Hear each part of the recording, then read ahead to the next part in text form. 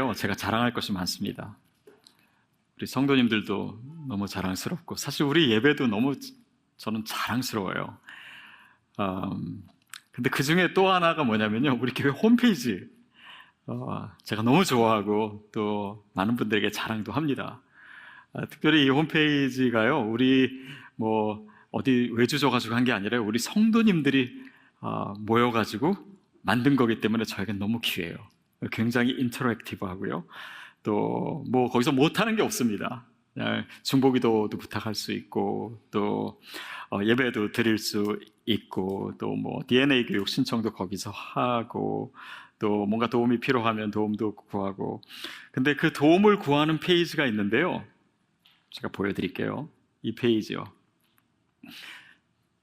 Share and Care. 이게 얼핏 보면은 무슨 커피숍 그 광고 같습니다. 근데 이게 뭐냐면요. 도움이 필요하신 분은 나 이런 도움이 필요해요. 해서 여기서 요청하실 수 있어요. 그리고 이 커피를 부어주는 이쪽에는요. 내가 도와줄 수 있어요. 내가 뭘 할 수 있어요. 어떤 사람이 도움이 필요할 때 내가 도와드리겠습니다. 이렇게 쓰실 수가 있고요. 뭐 그러니까 여러분의 은사나 여러분의 시간과 여러분의 어떤 그런 봉사와 아니면 재정으로도 하실 수 있어요. 또 특별히 이 페이지를 만들었던 이유는요.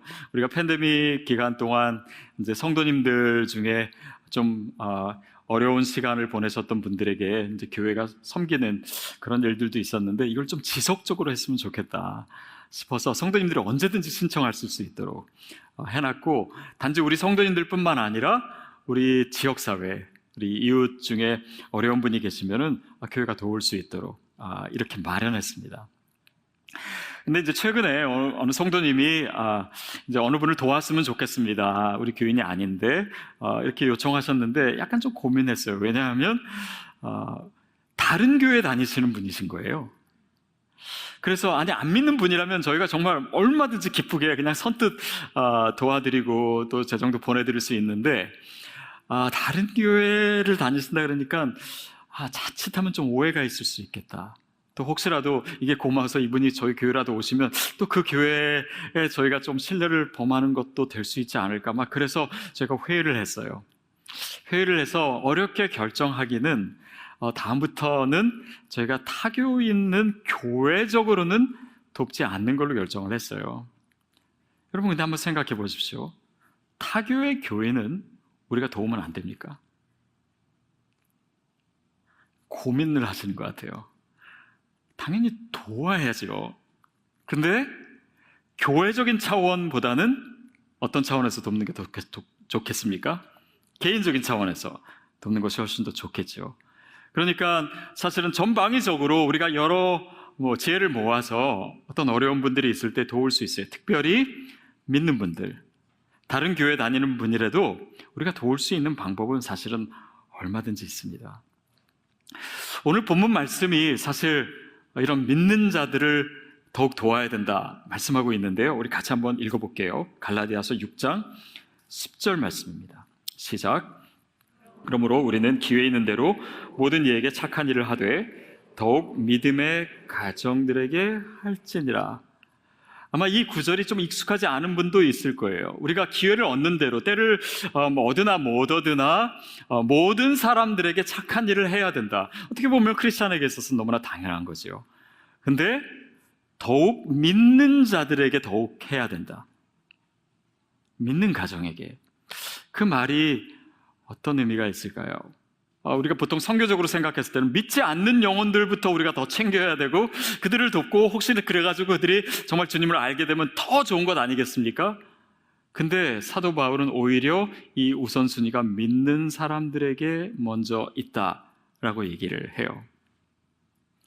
그 의미를 우리가 조금 생각해 볼 필요가 있습니다. 먼저는 당시 이 초대교회 상황에서는 기독교인들이요 일반인들보다 훨씬 더 어려운 삶을 살았습니다.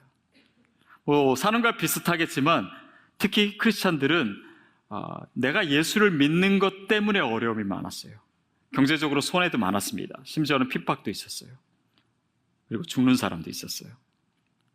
그러는 가운데 가정마다 어떤 집은 남편이 죽든지 어떤 집은 아내가 죽든지, 어떤 집은 자녀가 예수 믿는 것 때문에 순교를 하든지, 어떤 집은 부모님이 죽든지, 그러니까 모두 다 크리스찬이기 때문에 가지게 된 슬픔과 아픔이 있었던 거예요. 그래서 이 상황에서 봤을 때는 사실 너무나 당연한 거죠. 우리가 믿는 가정을 더 돌봐야 된다, 더 챙겨줘야 된다, 더 위로해줘야 된다, 그들의 아픔을 부둥켜 안아야 된다라고 하는 의미입니다. 근데 두 번째로 생각할 것은요, 그보다 조금 더 확장된 의미는 뭐냐면, 우리가 크리스천이라고 하는 것은요, 우리 모두가 그리스도 안에서 다 형제 자매 되었다는 것입니다. 그렇죠? 그러니까 예수님을 우리가 영접했을 때 예수님만 오시는 게 아니라 그분의 가족들 다 데리고 우리 가운데 오시는 거잖아요. 그래서 우리가 형제 자매가 되겠습니다. 제가 처음 대학부 모임에 이제 고등학교 졸업하고 이제 갔을 때 모두가 서로를 형제님, 자매님 이렇게 부르더라고요. 근데 그게 너무 어색한 거예요. 막 오글거리고 어색하고 약간 느끼하게 엮여지고. 근데 그게 사실은 초대교회 때 크리스찬 동료들을 부르는 호칭이었어요. 형제라고 하는 것, 자매라고 하는 것, 특히 형제라고 하는 단어는요, 이 아델포스잖아요. 아델포스라고 하는 단어가 어디서 오냐면 자궁을 의미하는 델피스에서 옵니다. 그러니까 한 자궁 안에서 한 생명을 가진, 또 한 피를 나눈 그런 형제 자매들이 바로 우리 크리스천이다라고 하는 것입니다. 여러분, 그래서요, 어떤 분들은 우리가 교회로 이렇게 여러분이 오셔서 공동체적 예배를 드리고 있음에도 불구하고 너무 신앙생활을 개인적으로 하시는 거예요. 근데 사실 우리 형제 자매들, 우리가 누려야 될 축복된 관계입니다. 그래서 옆에 뒤에를 여러분 이 시간 한번 좀 다시 봐주실래요? 눈 한번 맞춰주실래요? 여러분의 형제입니다. 여러분의 자매예요. 잘해주십시오. 뭐 잘해준다고 맨날 돈 빌려달라고 하고 뭐 상업 이렇게 적인 거 이런 거 하시라는 말이 아니라요, 우리가 가슴으로 또 우리가 최선을 다해서 섬겨야 될 사람들입니다. 자, 근데 여기에는 어떤 의미가 있냐면요, 한 가족이라고 한다라고 하는 것은요, 더 이상의 이유를 필요로 하지 않습니다. 저 사람이 나한테 특별히 잘해주기 때문에, 저 사람이 나에게 충분히 친하기 때문에 어떤 이유가 아니에요. 그냥 가족이라고 하는 것이 최종 의미고 전부입니다. 그러니까 우리가 그리스도 안에서 한 교회 내에서도 그렇지만요, 교회 밖에서도 또 어디에 가도 믿는 사람들이 있으면 서로 환대할 수 있는 거잖아요. 그리스도 안에서 형제 자매이기 때문에. 그래서 이것을 누린다라고 하는 것이 곧 크리스찬의 삶입니다. 또 가족이기 때문에요, 우리가 줄 수도 있지만요, 기억하십시오, 받을 줄도 알아야 됩니다. 여기에는 가족끼리는요, 자존심도 없어요. 왜냐하면 정말 마음으로 주는 것이고 또 마음으로 받는 거. 우리는 그냥 이 섬기는 것, 남을 섬겨주는 것만을 사랑으로 생각할 때가 있어요. 아닙니다. 섬김을 받는 것도 사랑이에요. 사랑은 주는 것뿐만 아니라 받는 것도 포함하고 거기에 환대의 의미가 있습니다.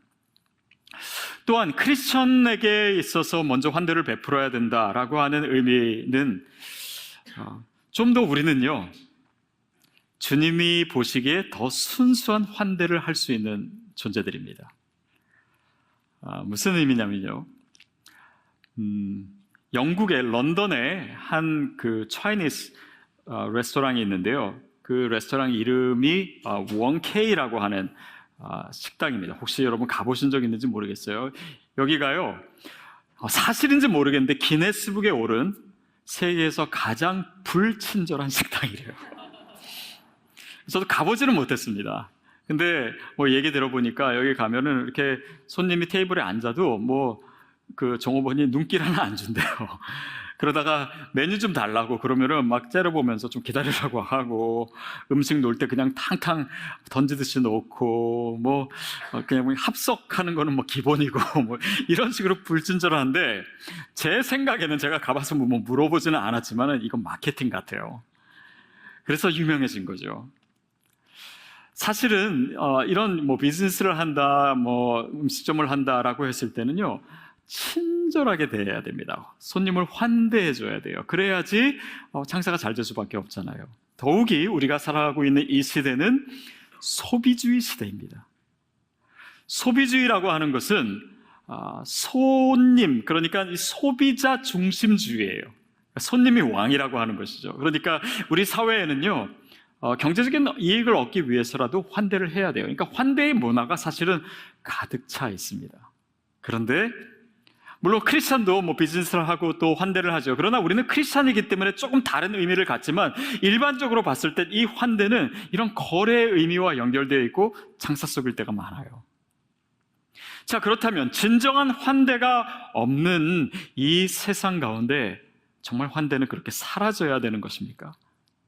아니면 우리 크리스찬이 진정한 환대, 뭔가를 우리는 얻기 위해서가 아니라 우리는 이미 받았기 때문에 하나님으로부터 우리가 헤아릴 수 없는, 감당할 수 없는 은혜를 이미 받은 자이기 때문에, 구원받은 자이기 때문에 그 받은 것 때문에 감사에 대한, 그 은혜에 대한 반응으로 환대하잖아요. 이것이 진정한 환대고 순수한 환대죠.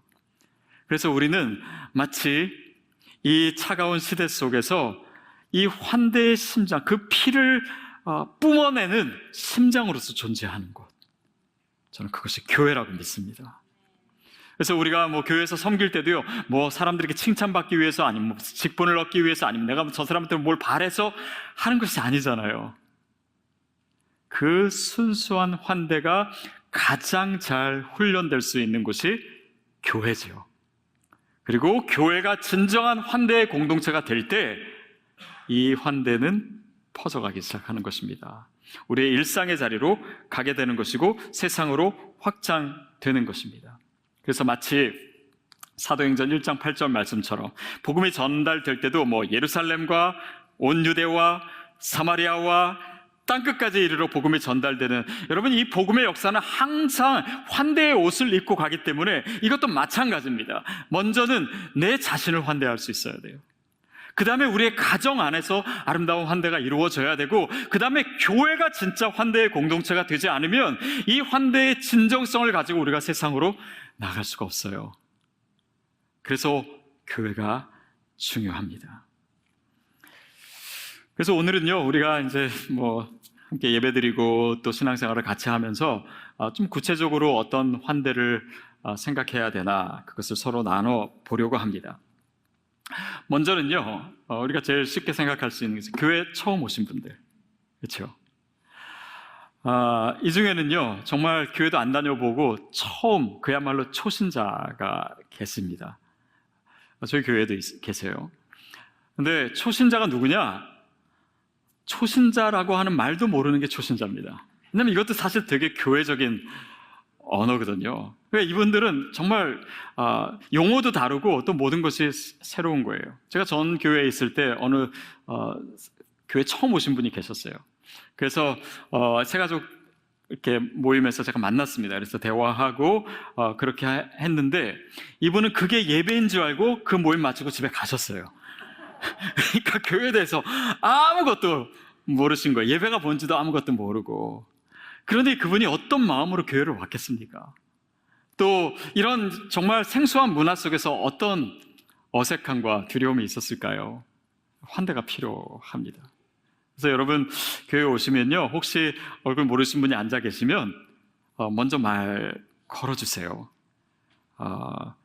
혹시 뭐 제가 처음 뵙는 분 같은데 제가 인사해도 되겠습니까? 이렇게 예의 바르게 하시면은 어느 누구도 그걸 거부하지 않으실 거예요. 그게 환대의 시작이 아닐까 싶습니다. 또 이런 초신자는 아니더라도요, 뭐 이사를 오시거나 어떤 이유로 저희 교회에 처음 오신 분이 계실 거예요. 그리고 교회를 정하지 못하신 분들, 아니면 타지에서 오신 분들. 여러분, 신앙생활을 하면서요, 내가 오늘 갈 교회를 매주 정해야 되는 것만큼 괴로운 것이 없습니다. 힘들어요. 아마 여러분도 그런 경험을 하셨을 거예요. 또 예배가 끝나도 누구 대화 나눌 사람도 없고, 그것이 얼마나 사실은 어색하고 힘듭니까? 또 간식 저쪽에서 준다는데 가봤자 뭐 아는 사람도 없을 것 같고, 그래서 어색해서 안 가시는 분도 꽤 많으신 것 같아요. 근데 여러분, 사실요, 기존의 성도님들도요, 서로 정말 많이 몰라요.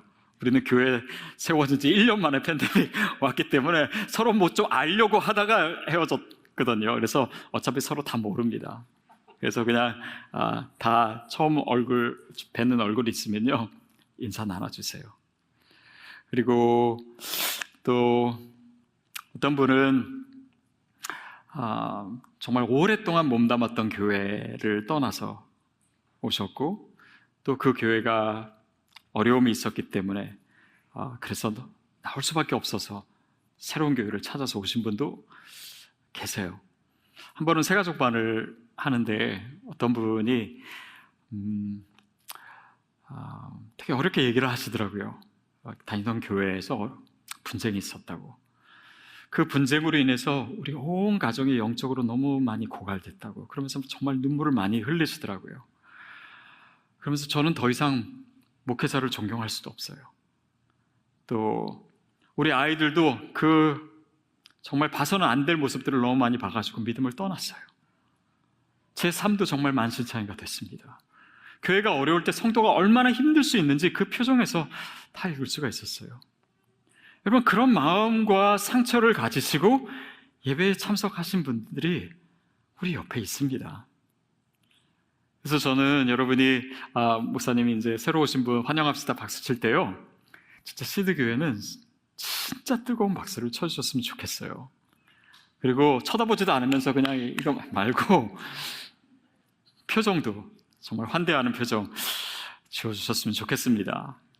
우리가 다 그리스도 안에서 한 가족이고 또 그렇게 서로 부둥켜 안아야 될 사람이기 때문이에요. 두 번째는요, 나와 다른 사람들이 있습니다. 있는 정도가 아니라 다 나랑 달라요. 우리는 문화에서도 다르고 또 생각하는 것도 다르고 판단하는 것도 다 다릅니다. 예전에 제가 들었던 얘기 중에 어느 집에서 아내가 이제 감자를 삶아가지고 남편에게 주면서 옆에 소금이랑 같이 줬어요. 찍어 먹으라고. 그랬더니 남편이 그걸 보면서, 아니 어떻게 감자를 소금을 찍어 먹냐고, 설탕을 찍어 먹어야지. 우리 집에서는 계속 설탕 찍어 먹으면서 자랐는데. 그랬더니 아내가 깜짝 놀라면서, 아니 어떻게 소금을 찍냐고, 나는 어려서부터 우리 집에서는 설탕을 찍어 먹었다고. 그랬더니 남편이 또 뭐 이상한 집안이네, 그러니까 여자가 또 이상한 집안, 그래서 부부싸움이 됐다고 해요. 이래도 되고 저래도 되는 건데 서로 다른 게 우리는 굉장히 많잖아요. 그러니까 그것이 단지 뭐 한두 가지가 아니라 문화적으로 다를 때는 더 그렇습니다. 제가 처음에 미국 와서 제가 첫 번째 아마 결혼 주례를 했었던 것 같은데 찾아왔어요, 저를. 그 부부가. 저희 뭐 권사님 이제 아들이고 이제 며느리 될 사람이죠. 근데 처음 봤는데 이렇게 저에게 주례를 부탁하러 오면서 반바지 입고 플립플롭 신고 다리 꼬고 앉아가지고 얘기하는데, 저한테는 이 한국 문화에 익숙한 사람한테는 얘가 내가 정말 주례를 해줘야 되나 말아야 되나 고민이 잠깐 되더라고요. 그러면서 이 1.5세들, 2세들의 문화를 이해하게 되고, 그리고 그 차이를 알게 되고, 또 뭐 우리 성도들 중에서도 마찬가지죠. 각기 다 교단 배경이 다르고, 또 뭐 통성으로 기도하는 걸 좋아하는 분이 있고, 또 조용히 기도하는 걸 좋아하는 분이 있고, 또 신앙생활 하면서도 성경 통독을 좋아하는 분이 있고, 또 아니면 그냥 큐티를 좋아하는 분이 있고, 아니면 둘 다 싫어하는 분이 있고, 뭐 신앙생활의 모습도 그냥 다 다양해요. 그러면서 이 서로의 다른 모습을 수용해 가는 것이 우리의 신앙의 성숙입니다. 그래서 우리가 그 MC 리더들 책을 같이 읽다가요, 거기 있는 표현 중에 재밌는 것이 있어가지고 여러분 저를 한번 따라해 주세요. 째려보지 말고 그 사람의 눈으로 봅시다. 예, 나와 다르면요, 우리는 정말 째려보고 저 사람 왜 저렇게 말하나, 저렇게 생각하나, 저렇게 행동하나. 그러나 그 사람의 눈으로, 그 사람의 신발을 신고 그 사람의 삶의 여정 가운데서 보면요, 다 이해되는 것입니다. 어쩌면 그게 최선의 모습일 수도 있어요. 예전의 교회는요, 우리가 오래된 교회에서도 보지만 미국이나 유럽은 더 그렇죠. 교회 내에 묘지가 있어요. 그렇죠? 근데 요즘은 없죠. 그게 왜 그러냐면 예전에는 교통이나 통신이 발달되지 않았기 때문에 그 지역에서 태어나서 거기서 살다가 거기서 죽는 거예요. 한 교회만 다니다가 죽고, 또 교회도 국교화되어 있고 한 지역에 하나밖에 없기 때문에 그냥 거기서 살아야 돼요. 그러니까 그 관계라고 하는 것은 내가 선택하는 것이 아니라 주어지는 것입니다. 그러니까 이 사람은 할 수 없어요. 그냥 끝까지 같이 봐야 될 사람인 거예요. 그러니까 때로는 싸우기도 하지만은 그거를 풀어야 되고, 수용해야 되고, 끌어안아야 되고, 그 사람의 모습 자체를 인정해야 되는 그런 다른 사람을 수용하는 능력이 신앙생활 안에서 훈련이 되었어요. 요즘은 어떻습니까? 우리는 모든 걸 선택해요. 제가 어렸을 때요, TV 볼 때는 채널 딱 3개밖에 없었습니다. 지금 몇 개입니까? 셀 수도 없이 많죠. 그리고 유튜브에서 내가 보고 싶은 것만 보고, 또 SNS 친구를 맺는데도요, 내가 선택할 수 있어요. 내가 친구를 선택해요. 그리고 나에게 누가 친구 선택하면 내가 거절할 수도 있습니다. 그러니까 이 관계 자체가 주어진 것이 아니라 내가 선택하는 거예요. 그럴수록 다른 사람을 수용할 수 있는 힘은 점점 더 줄어들게 됩니다. 그것이 위기라고 하는 사실조차 우리가 알지 못해요. 그러니까 관계가 더 힘들다고 느끼는 것이고, 내가 그리스도를 닮은 모습으로 성장하기가 더 어려운 것이고, 이 관계의 능력도 더 축소되는 것이고, 그러는 가운데 환대의 능력도 사라지는 시대가 바로 이 시대입니다. 그래서 교회는 환대를 훈련하는 곳이에요. 저는 저와 여러분이 이 시대가 가질 수 없는 진짜 환대의 능력을 가진 자가 되기를 바랍니다. 근데 이런 이것저것 다른 것까지는 괜찮아요.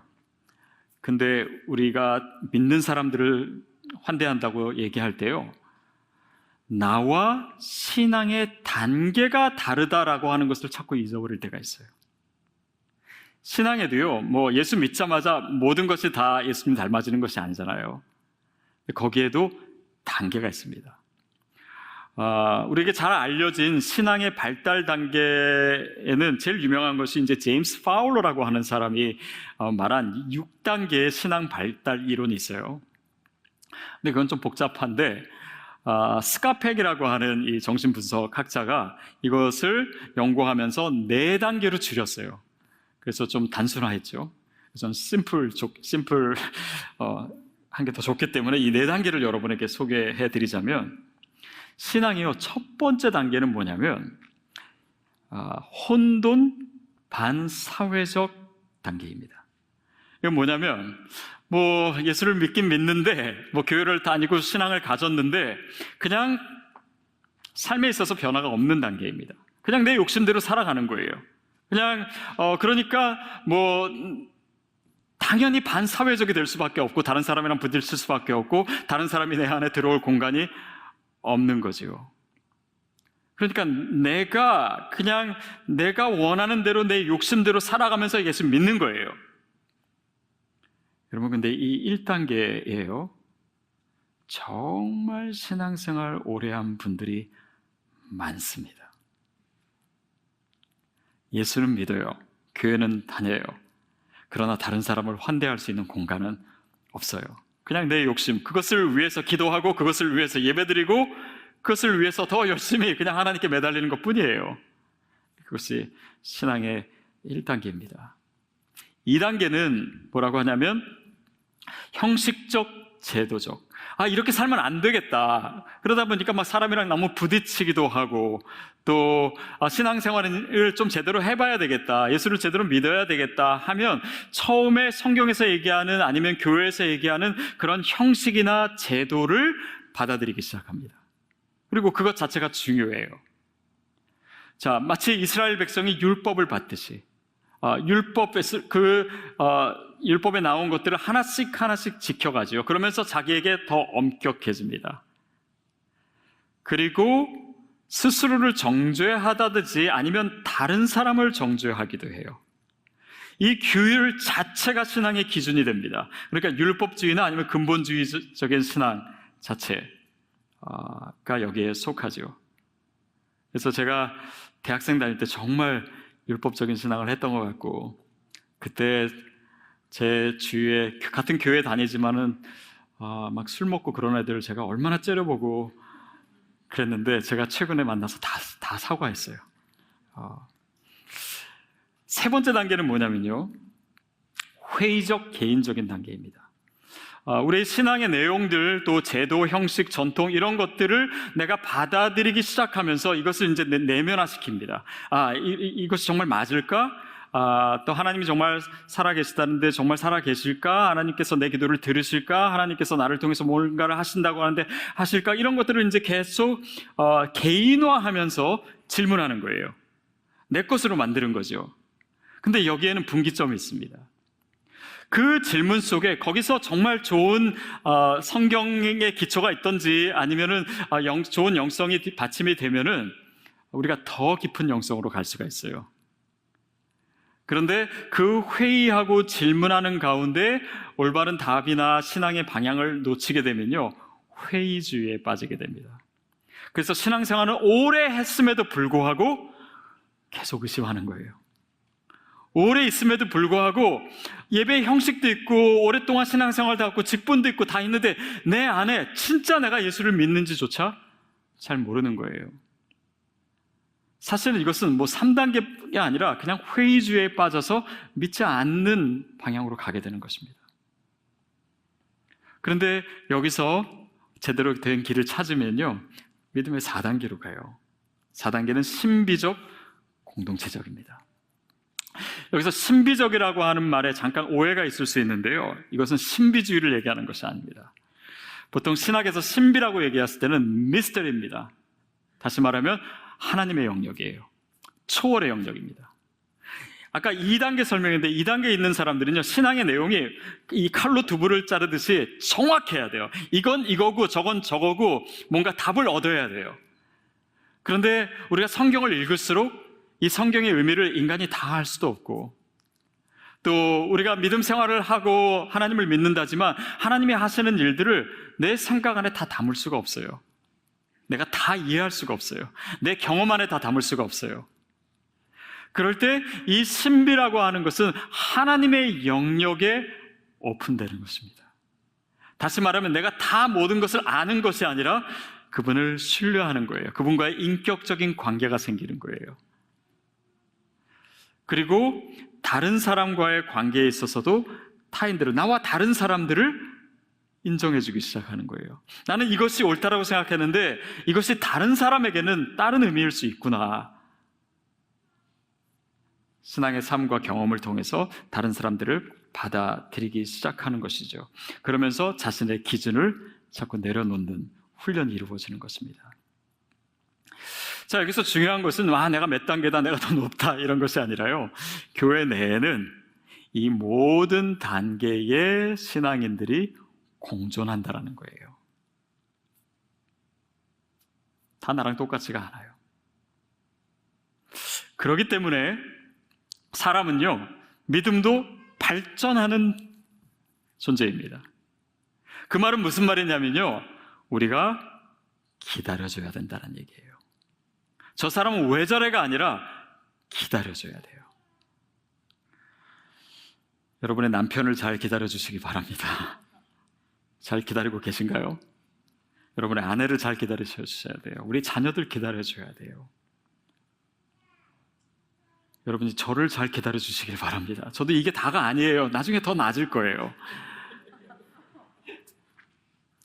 그래서 우리가 그 눈으로 서로를 봐줄 때 내 내면에 다른 사람들을 담을 수 있는 공간을 조금씩 넓혀갈 수 있는 것이, 저는 그것이 환대라고 믿습니다. 환대란 내 안에 타자의 공간을 마련하는 것이다. 물론 그렇다고 해서 내 모든 기준을 다 버리라고 하는 것이 아닙니다. 그러나 다른 기준을 가진 자들을 위해서 그 공간을 마련하는 거예요. 우리가 믿는 예수 그리스도의 복음 안에요, 이런 연약한 자와 죄 지은 자와 실패한 자와 미숙한 자를 담을 수 있는 그 공간을 마련하는 의지가 그 복음 안에 있습니다.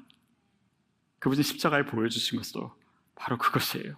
우리를 받아주시기 위해서 예수님께서는 자신 안에 그 공간을 위해 자기를 비우신 겁니다. 그것이 십자가잖아요. 믿지 않는 분들, 아니면 때로는 믿는다고는 하는데 교회 안 다니는 분들의 얘기를 들어보면, 교회 거기 가서 뭐해요? 그냥 내가 예수 믿으면 되지. 오히려 거기 가서 더 상처 하나 받을 텐데. 여러분, 그분들이 물론 교회를 오해하는 것일 수도 있습니다. 그러나 또한 우리가 반성해야 될 것도 사실이에요. 교회가 진짜 환대의 공동체가 되지 못했던 적이 정말 많습니다. 그래서 우리가 정말 진짜 하나님이 원하시는 공동체 이뤄보겠다고 여러분들 여기 있는 거 아닙니까? 저는 저희 시드 공동체가 진짜 환대의 공동체 됐으면 좋겠습니다. 진짜 환대의 사람이 우리가 되고 싶어요. 그러는 가운데 내 믿음도 더 진정성을 갖게 되는 것이고, 나도 그리스도를 닮아가면서 더 성장하게 되는 것이고, 이 교회가 진짜 환대의 공동체가 될 때 교회가 세상의 소망이 될 수 있습니다. 이 시대에 바로 그런 공동체가 필요해요. 저와 여러분을 통해서 하나님이 쓰시고자 하시는 아름다운 이야기입니다. 그래서 우리가 그런 마음으로 이 시간 결단했으면 좋겠습니다. 하나님, 내 자신이 먼저 그런 내 안에 그런 공간을 마련할 수 있도록 성령님 도와주세요. 그리고 그런 공동체 우리가 이룰 수 있도록 내가 헌신하고 싶습니다. 그 아름다운 결단이 저와 여러분에게 있게 되기를 축복합니다.